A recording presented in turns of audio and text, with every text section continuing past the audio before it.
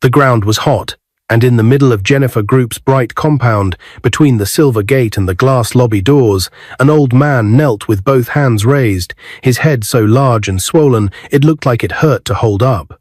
He was crying. He was calling one name over and over. Jennifer, please, help me. Security guards froze. Staff pressed their palms to their mouths. Drivers peeked from behind car doors. Someone whispered, "Is that his real head?" Another said, "Call madam, quick. CEO, CEO." The receptionist shouted, running into the lobby. "There is a man outside. He's sick. His head is big, very big. He's calling your name." Elevators pinged. Footsteps rushed. Doors slid open. Jennifer Abraham, young, calm, sharp in a blue and white Ankara dress, stepped into the Sunday. Her heels clicked on the interlocking tiles. Behind her, the staff formed a line near the entrance. A black Bentley sat like a quiet shadow by the curb. Phones lifted into the air. A hush fell. The old man's face turned up to her. The eyes were dim, sorry, and scared. The skin on his head was stretched and shiny. His kaftan was torn at the side. Dust clung to his knees. He tried to speak, but coughed instead. Jennifer's breath caught. The world shrank to the shape of that face. She had seen it only in one photo. A worn photo she kept in a small box by her bed. It was the face she stared at as a girl, trying to understand why a father could walk away from a baby just because she was a girl. Abraham Maurice. Her father. Her throat tightened. Memories rushed in like wind through a broken window. A little one-room apartment with a thin door and a kettle that whistled too loud. Her mother, Sandra, dabbing Jennifer's forehead when she had a fever, saying, "You are not less because you are a girl. You are a miracle." Nights of reading by a weak lamp, so the two of them could save on power. Jollof cooked in a dented pot. Laughter, even when the money was small. Tears, sometimes, when the bills piled high. And that old photo, the man who chose a son over a daughter, who left when he did not get the child he wanted. Jennifer blinked away the heat at the corners of her eyes and folded her arms to keep them from shaking. She had seen pain. She had beaten it. She had built a company from an idea she wrote on a bus ticket. She had sat across a long table while men twice her age asked if a girl could lead. She said yes without fear. She said yes for her mother, who didn't live long enough to see contracts worth millions land on her daughter's desk. Now the man who started her story with a wound was kneeling at her gate. A guard stepped forward. "Madam, should we?" Jennifer lifted one finger. "Wait." The old man pressed his palms together as if holding a prayer. "Jennifer, forgive me. I am dying." She heard the staff gasp behind her. She kept her eyes on him. "What happened to you?" she asked, her voice steady but soft. He swallowed. The motion hurt his neck. It started small. My head, it began to grow. Slowly. I lost my job. I trusted bad people. They took my money. I have nothing. He coughed again, a dry, painful sound. "Please, help me. Give me a second chance. Let me be healthy. So I can say sorry like a man." His words stuck to the floor between them. Jennifer's fingers pressed into her elbows. Her chest felt tight. She could feel the old anger rising, thick, hot, and fast. She could see her mother on that last day, standing at the window, smiling through tears because an international company had just accepted Jennifer's project.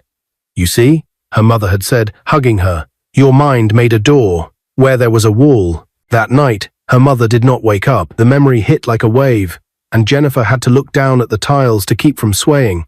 The old man kept talking. "I waited, a long time, to be brave enough to come," he said. "I said your name every day. I know I do not deserve your door, but I am at your door." A murmur ran through the staff. "Is he truly her father? Should we call an ambulance? What if it's a trick? Look at that head. Oh God." A board member hurried out, red tie in a knot. "CEO, the investors from Dubai are on the line. Can we take this inside?" Jennifer did not move. Her eyes rested on the man's hands, old, veined, shaking. On the way, dust clung to his cuffs. On the way, his swollen head tilted, heavy, as if each second was a fight. Her jaw clenched. Her mind shouted, "Kick him out. He started your pain. He left you and your mother to carry a load he dropped. If he could drop you then, you can drop him now." And then another voice came, soft and warm, the voice that had taught her to stand up and sit down with grace. Be kind, even to those who don't deserve it. Don't let their darkness make you a monster. Her mother's words filled the space behind her ribs. Jennifer exhaled. The anger slid back, not gone, but quiet. She bent her knees and lowered herself until her eyes were level with the old man's. He flinched, surprised that she would come so close. Up close, she could see tiny scars on his cheeks. She could smell dust, sweat, and something sharp like hospital spirit, even though he had not seen a hospital in a long time. I remember your face, she said. I remember the day it left us. I remember the hunger. I remember my mother's hand holding mine. He nodded, tears slipping down to the corners of his mouth. But I also remember what she told me, Jennifer went on, the words steady now. She said a person is not what they did on their worst day. A person is what they choose on their next day. The old man's shoulders shook. Please, give me a next day. For a moment, nobody moved. Even the flags by the gate seemed to hold their breath. The receptionist's phone buzzed. She tapped it silent. A driver turned off an engine. Somewhere far away, a siren wailed and faded. Jennifer stood. She looked at her head of security. Open the back door of the Bentley, she said. Get a clean blanket from the clinic. Gently. The compound stirred, shocked. The board member's mouth fell open. CEO, your call. Hold the call, she said without turning. Family first. Security hurried. A driver ran toward the small clinic room in the lobby. Staff stepped back to make a path. Jennifer reached into her purse and pulled out a small bottle of water. She crouched again and twisted the cap, then lifted it toward the old man's lips. He tried to drink. His hands shook too much to help. She steadied the bottle for him. The water dribbled down his chin. He closed his eyes like a child, just for a second, as if the kindness itself was water. Thank you, he whispered. Jennifer nodded once. We're going to get you checked. You will not die at a gate. As security came back with the blanket, something changed in the old man's breathing. It went rough and fast. His eyes rolled slightly. His large head tipped to the side like it was too heavy to hold. The guards reached, but he swayed first. Careful, Jennifer said, her heart jumping to her throat. His body shifted. His knees slid on the tile. The blanket dropped from a guard's hand, and then, right in front of her, the man who had given her a wound and a name began to fall. The sound of his body hitting the tiled floor cut through the air like thunder. Sir, sir, the guards shouted, catching him before his swollen head struck the ground. Jennifer stepped back, her heart pounding against her ribs. She could barely breathe. For a moment, everything around her went silent. The voices, the cars, the curious whispers of the staff. Call the company clinic now, she commanded, her voice trembling but firm. And someone start the car. The driver ran to the Bentley. Two guards lifted the man gently into the back seat, his large head resting on a folded blanket. His eyes rolled weakly. His lips moved, forming words too soft to hear. Jennifer climbed in beside him, still in her Ankara gown, her hands shaking as she pulled out her phone. Tell the hospital we're coming. Lagos ultra-modern hospital. Emergency. As the car pulled out, she looked down at him.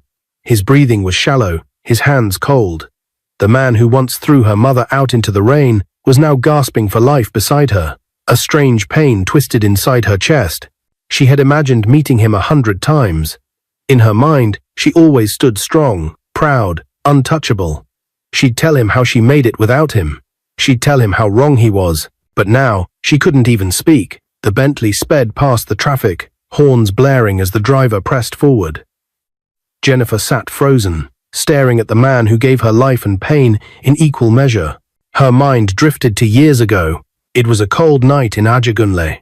Rain fell in fine threads, beating against the rusted roof. Jennifer, only 12 then, sat beside her mother, helping her sew school uniforms for other children.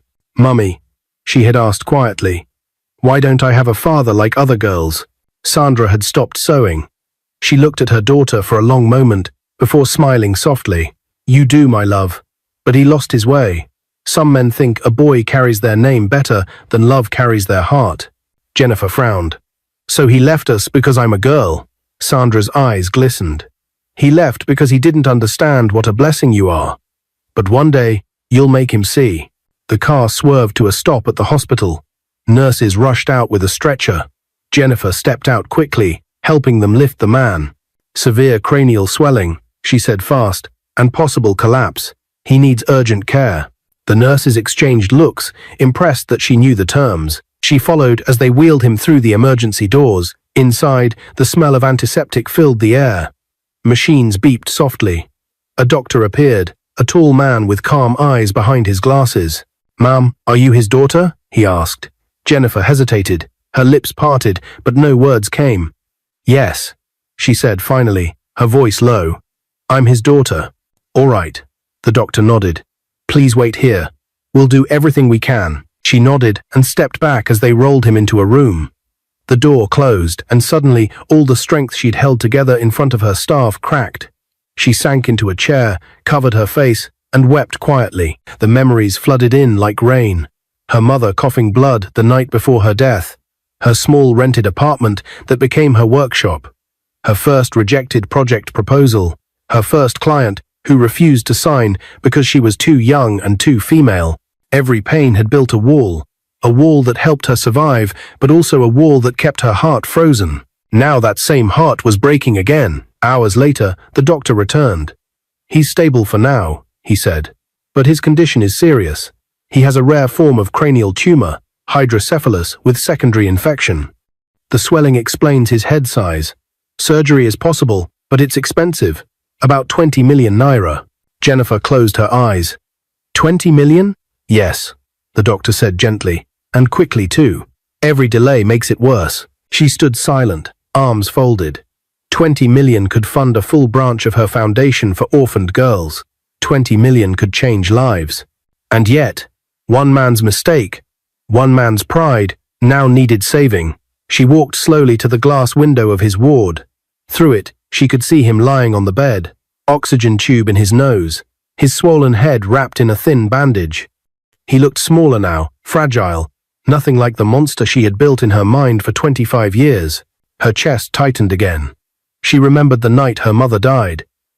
Sandra had been smiling, holding the acceptance letter from Techverse International, the company that later made Jennifer a billionaire. She had said, "You did it, my child. You'll never beg again." But her joy was too much for her weak heart. She collapsed that night and never woke again. Jennifer whispered, "You didn't live to enjoy it, Mama.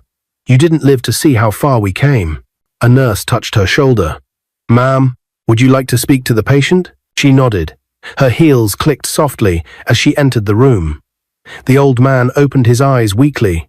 His gaze met hers, and for a moment, he tried to smile. "You came," he said in a cracked whisper. "I did," she replied quietly. "Because my mother would have wanted me to." He swallowed, his throat dry. "Sandra, she was good. I was blind. I thought only a son could make me proud. I lost everything trying to chase shadows." Jennifer's eyes filled with tears. "Do you remember the night you left her?" He nodded faintly. "She begged me to stay. I thought she was weak. I was wrong." There was silence. Thick, heavy silence. Then, softly, he added, "If she could forgive me, maybe God could too. I'm not asking you to love me, Jennifer. Just let me live long enough to say sorry the right way." She stood there, motionless. Every word felt like a knife twisting deeper. But behind the pain, there was something else. A whisper of her mother's voice. "Be kind to those who hurt you. Don't let hate rewrite your story." Jennifer took a deep breath and said, "You will have your chance. I'll pay for your surgery." The old man blinked, disbelieving. You will?" "Yes," she said, her tone firm but calm. "Not because you earned it, but because I refuse to be what you were." His lips trembled. Tears slipped from the corners of his eyes. "God bless you, my daughter," he murmured. I thought I'd never hear myself say that word again. Jennifer turned away quickly, hiding the tears now running down her own face. As she stepped out of the room, she didn't notice the doctor standing near the corner, watching her with quiet admiration. He turned to his nurse and whispered, "That woman just saved a life. But something tells me this is only the beginning of a deeper healing." And indeed, it was, because as Jennifer walked down the hospital corridor, her phone buzzed with a call that would change everything, one that would make her question whether saving her father was truly an act of mercy or the start of another storm. The call came just as Jennifer reached the hospital parking lot. She pressed her phone to her ear, still wiping away tears from her cheeks. "Hello? Madam Jennifer?" Her assistant's voice trembled through the line. "It's urgent.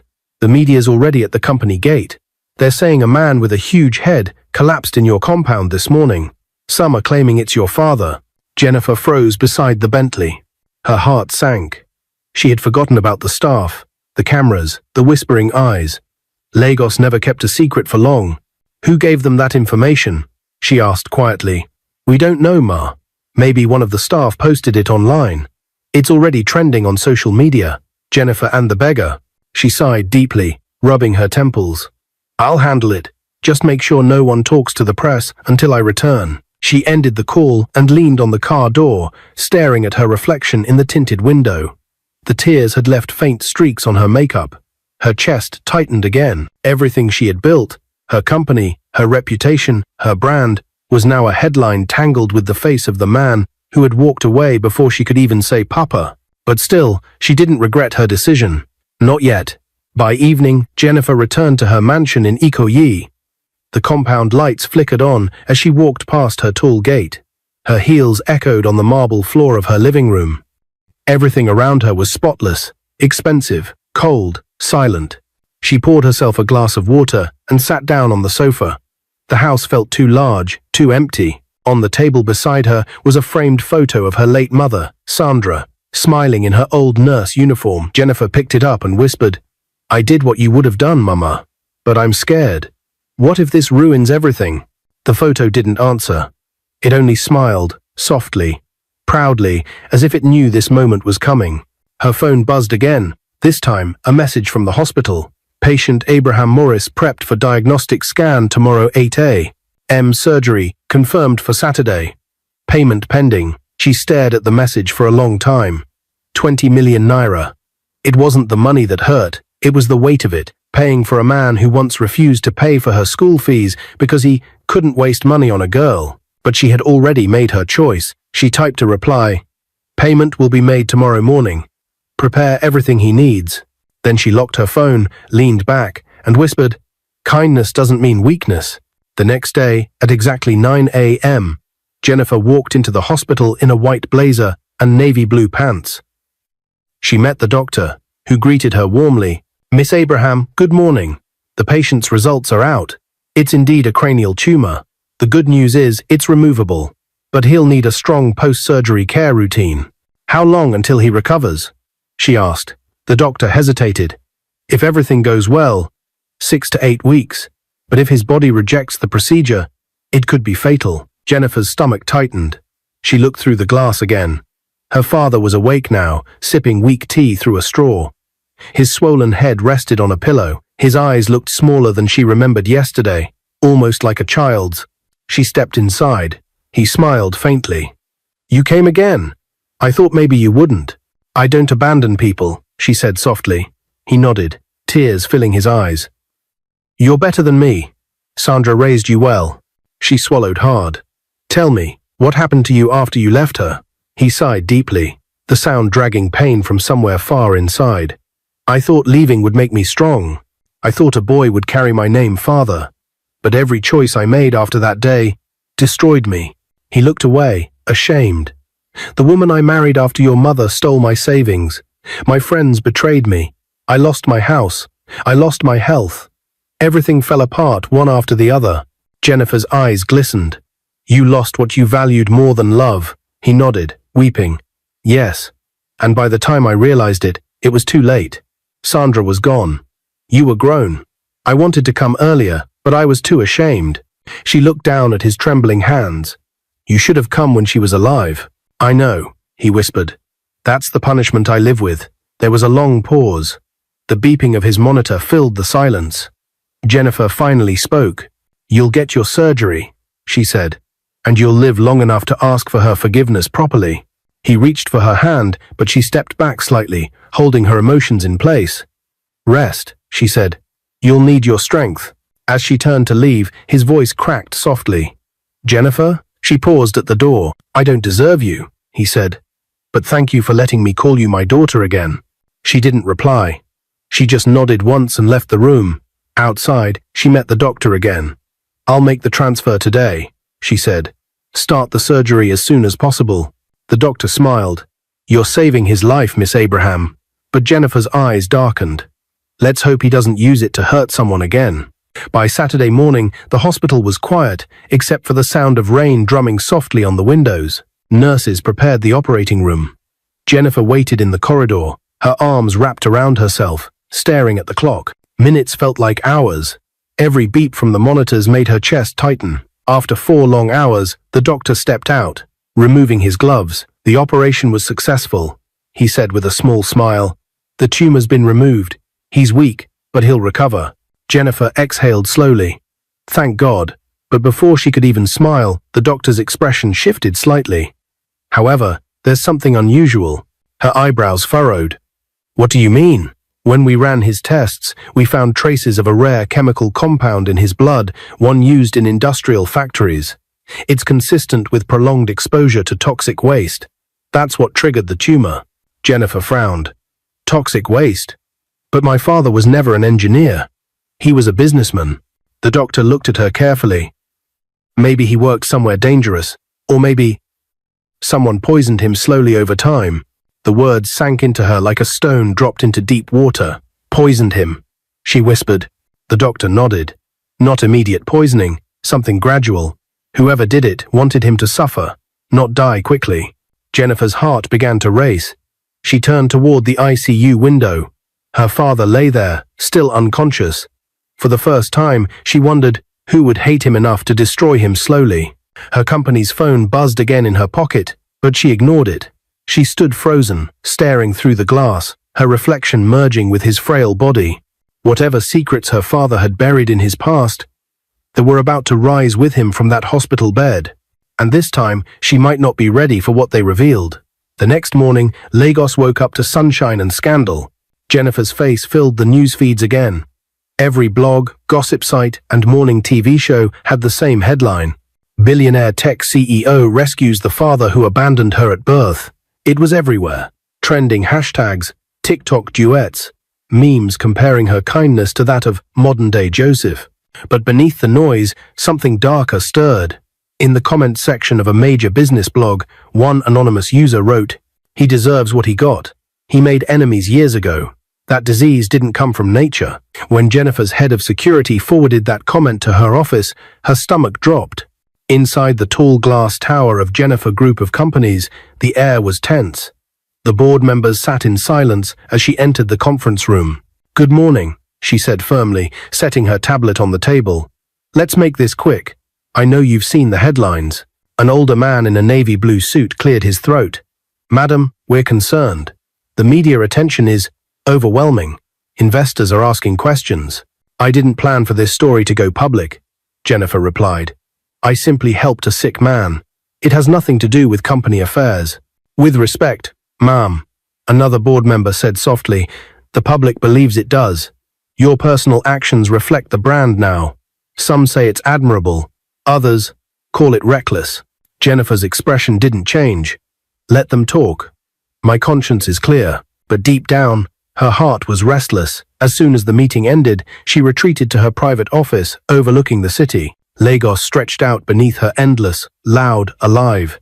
She stared at the skyline, remembering the doctor's words. Maybe someone poisoned him slowly over time. Her mind replayed the past conversations with her father, the guilt in his voice, the way he had hesitated when she asked how he lost his wealth. Something didn't add up. She picked up her phone and dialed the doctor. "Doctor, it's Jennifer Abraham. Has my father regained consciousness?" "Yes, ma'am," the doctor said. "He woke up 30 minutes ago, still weak, but alert. I'm coming over." At the hospital, her father sat upright in bed, his head now wrapped in clean white bandages. The swelling had reduced slightly, and the faint glow of life had returned to his eyes. When Jennifer entered, he smiled weakly. "You came again. I wasn't sure you would." She took a seat beside his bed. "How are you feeling?" "Like someone borrowed my strength and forgot to return it." He chuckled faintly, then winced in pain. "The doctors say you'll recover," she said. "But they also found something strange in your blood. Industrial chemicals. Do you know where that could have come from?" The smile vanished from his face. His fingers trembled as they gripped the edge of the blanket. "Who told you that?" "The doctor," she said. "Please, tell me the truth. Were you exposed to something dangerous? Or did someone do this to you?" He stared at her for a long, heavy moment. Then his voice dropped low. "There's something I never told anyone." Jennifer leaned forward, her heart pounding. "When I left your mother," he began, "I started a new company, Maurice Construction Limited. We got government contracts, oil site jobs, clean-up deals. I was making money faster than I could count.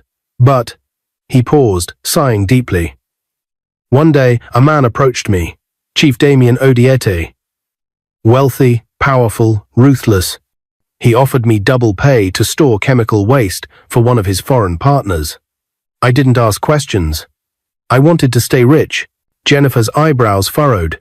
"You stored toxic waste?" He nodded, shame spreading across his face. "Yes, on abandoned land near the river. I thought it was harmless. But months later, some of the drums leaked. A few workers got sick. One even died. When the government started investigating, Chief Damien paid off the inspectors. But he warned me, if I ever spoke about it, I'd regret it." Jennifer's pulse quickened. "And now this your illness?" He nodded weakly. "It started years later. Headaches first, then swelling. I knew it wasn't natural. Damien sent people to warn me again. They said accidents happen to those who talk too much." "Did you go to the police?" He gave a bitter laugh. "The same police he pays? I had no proof, only pain." Jennifer's heart twisted. The man she had hated all her life had lived in fear, poisoned by his own greed and the company he kept. She stood slowly, running her fingers through her hair. "This Chief Damien, he's still in business." Her father's eyes darted nervously toward the window. "Yes, he's bigger now. He owns refineries and even sponsors political campaigns. Don't get involved, Jennifer.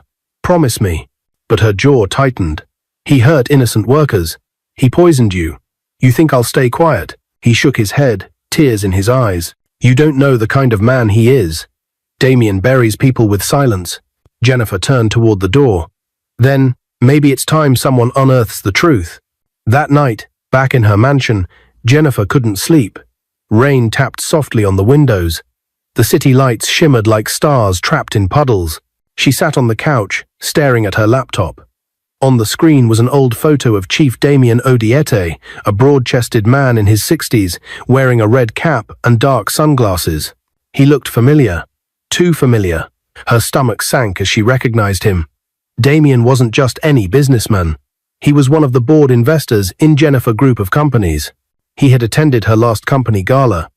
He had even shaken her hand and said, "Your father would be proud of you." Her hands clenched into fists. She realized then that her act of kindness had just opened the door to something far more dangerous. If Damien had poisoned her father to keep him silent, he would never allow Jennifer to dig into the past. A notification blinked on her screen, an anonymous email. Subject: "Stop asking questions about Chief Damien if you love your company and your life." Her breath caught. The message had no signature, only one attachment. A blurred photo of her leaving the hospital that morning. Her pulse raced. Someone was watching her. She closed the laptop, her hands trembling. The house felt colder now. Every shadow looked like it was hiding eyes. Every sound carried meaning. She rose and whispered to the empty room. "If he thinks I'll be scared, he doesn't know the daughter he left behind." L'evening, a son vint complice, and as thunder rolled outside, Jennifer made a silent vow to find out the truth behind her father's disease, to face the man who once poisoned his soul and body, and to prove that kindness was not weakness, but power. The next morning came with a bright sky. Lagos traffic hummed faintly in the distance, but Jennifer's mansion was unusually quiet. She had not slept all night. The anonymous threat kept replaying in her head like a broken record. "Stop asking questions about Chief Damien if you love your company and your life." It wasn't just a warning, it was a promise. Still, she refused to back down. By 7 a.m., she was already dressed, fitted black suit, no jewelry, hair tied neatly. She stood before the mirror, her mother's photograph beside her reflection. "Mama," she whispered, "I'm doing this for him. For you. For every girl told she can't lead because she's a woman. If I stay silent, then I've learned nothing from your strength. Her voice trembled slightly, but her eyes stayed fierce. At Lagos ultra-modern hospital, her father was sitting up in bed, weak but alert.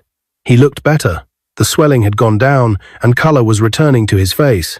He smiled faintly when she entered. "You shouldn't have come this early. You need rest." She smiled slightly. "You sound like her. Mama used to say that too." He chuckled softly. "Sandra never changed. Even when I hurt her, she still prayed for me." There was silence between them, filled with the hum of the machines beside his bed. Jennifer finally spoke. "Dad, I need to ask something serious. This Damien, did he ever threaten you directly?" His eyes darkened. "Yes, twice. Once when the first worker died from the waste leak, and again after I tried to withdraw from his contract. He said, 'You can't wash off blood with regret.'" Jennifer shivered. "And he's one of my investors." His face twisted in shock. "What?" She nodded. "He owns 8% of Jennifer Group through a silent partner. That's why he's always been too friendly. It was never admiration, it was surveillance."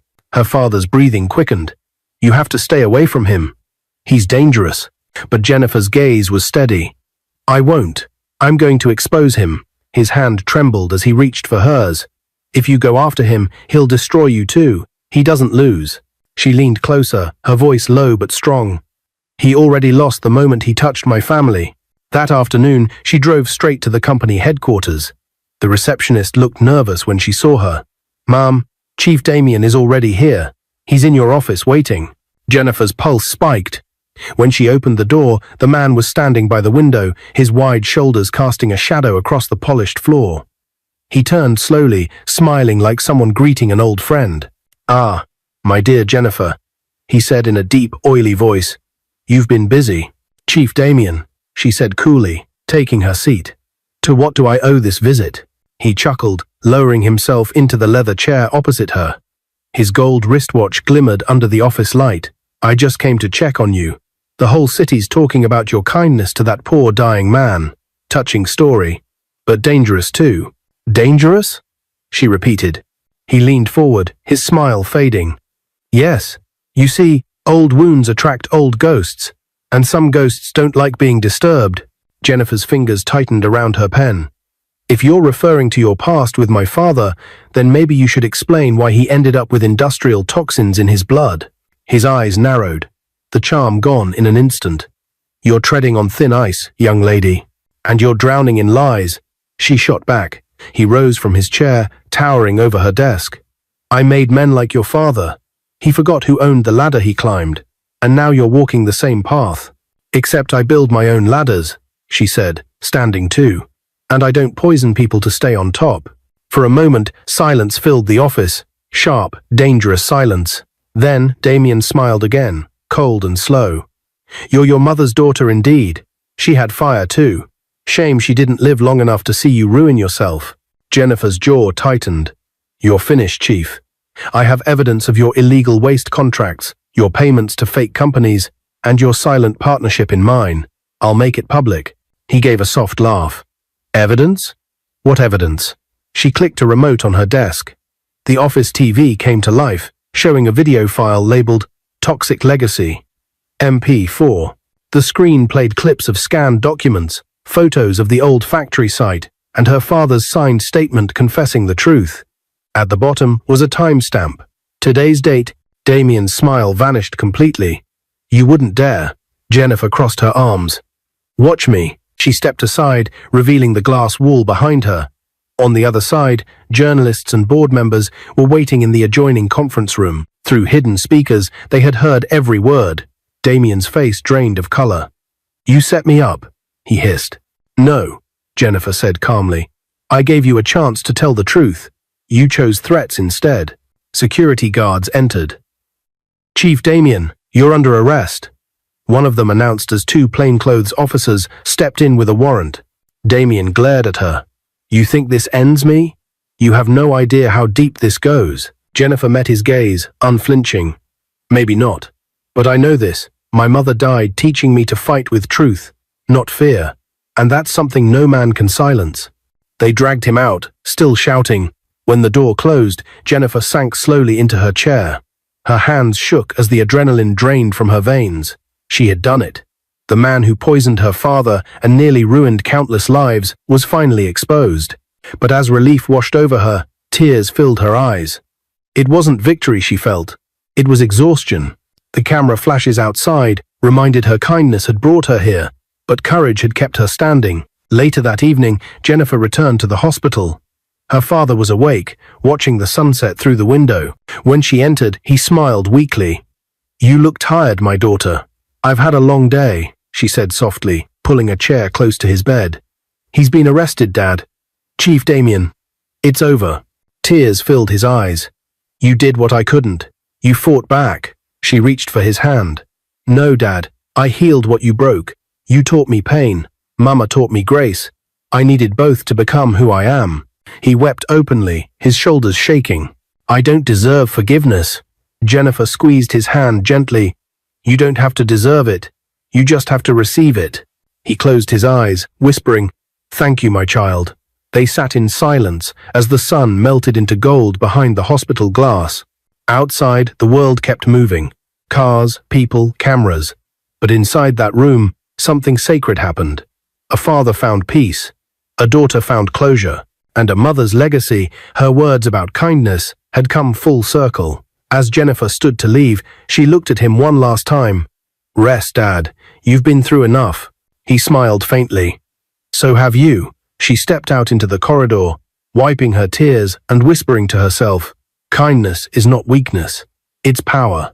The kind that heals even what pain destroys." And somewhere beyond the city lights, she imagined her mother smiling down.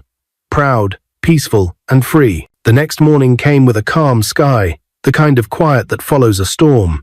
Jennifer stood by her car outside the hospital as her father slowly walked toward her, his steps weak but steady.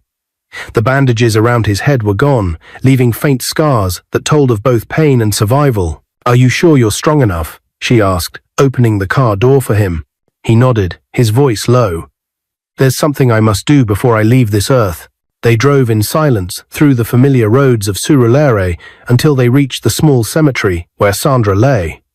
The wind moved softly between the trees, carrying the faint scent of hibiscus flowers.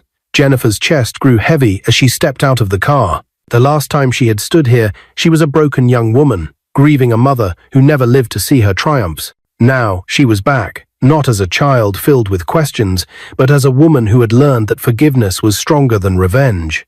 Abraham limped toward the gravestone, his hands trembling.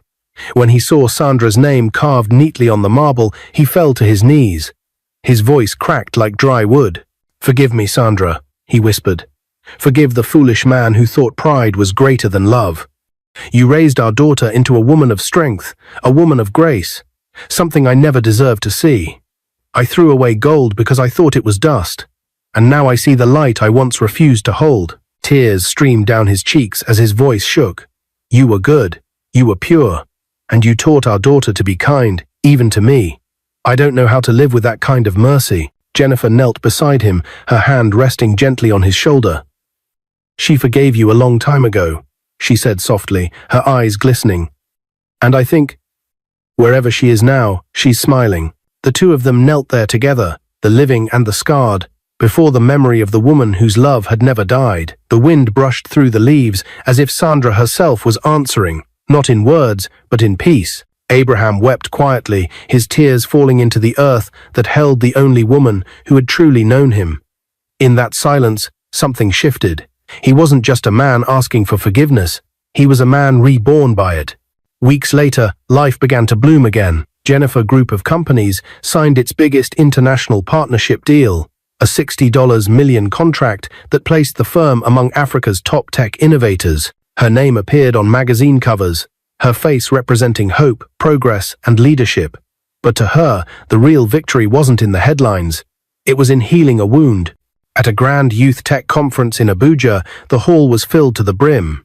Young entrepreneurs, students, and world leaders sat in the audience. Cameras flashed as Jennifer Abraham stepped onto the stage in a simple white suit, holding no script, just truth. When she began to speak, the room fell silent.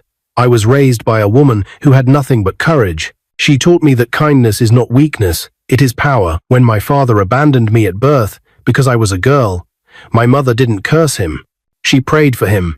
Years later, when life brought him back to me, broken and dying of a strange disease, I faced the hardest test of my life. I could have walked away, but I remembered her words, "Don't let other people's darkness make you a monster." Her voice softened, trembling slightly. So I chose kindness. I chose to help the man who hurt me most. And in doing that, I found something greater than revenge. I found peace. She looked over the crowd, hundreds of eyes glistening with tears, hundreds of hearts swelling with admiration. "Forgiveness doesn't change the past," she continued, "but it can heal what the past broke. And when we choose mercy, we create space for miracles." For a moment, there was silence. Thick, heavy, holy silence. Then, suddenly, the entire hall rose to its feet. The applause started softly, then grew like thunder rolling across the room. People clapped through their tears. Some cried openly. Others shouted her name. Jennifer smiled through the blur in her eyes. At the edge of the stage, she saw her father sitting quietly in a wheelchair, his eyes red but shining with pride. He clapped too, not as a man of power, but as a father reborn by his daughter's light. That night, as she drove back to Lagos, Jennifer looked up at the stars and whispered, "Mama, I hope you can see us now. I kept your promise. I didn't let hate win." The wind outside the window felt gentle, almost like an embrace, a mother's touch from heaven. Her phone buzzed, a message from the board secretary. "Congratulations, madam. The UN has nominated you for the Global Kindness Leadership Award." Jennifer smiled faintly, her heart swelling with quiet gratitude. She whispered to herself, "It all began with pain, but ended with purpose." The car lights faded into the Lagos night as the city breathed and sparkled around her. A city that now knew her not just as a billionaire CEO, but as a woman who proved that kindness is the greatest power of all. What is your view about this story? Where are you watching from? If you enjoyed the story, comment, share, and subscribe to our channel for more interesting stories.